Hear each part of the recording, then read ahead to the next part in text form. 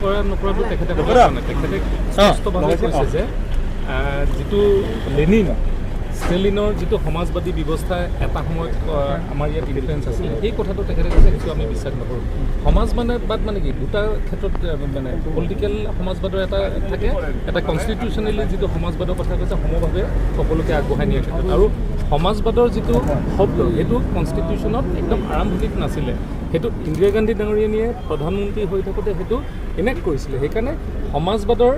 constitutional কথাটো মাননীয় মুখ্যমন্ত্ৰী ডাঙৰীয়াই কোৱা নাই কথাটো কৈছে যে যিটো লেনিন ষ্টেলিনৰ যিটো সমাজবাদৰ ব্যৱস্থাটো ইম্প'জ কৰিবলৈ বহু ৰাজনৈতিক দলে চেষ্টা কৰিছে সেইটোত আমি বিশ্বাস নকৰোঁ আৰু বিশ্বাস নকৰাৰ কাৰণে আমাৰ ভাৰতীয় জনতা পাৰ্টীয়ে নিজৰ মেণ্ডেটটো আমি সমাজবাদৰ ওপৰত বিশ্বাস নকৰাৰ ক্ষেত্ৰতহে পাইছে আৰু তেনেধৰণে কাম কৰিছে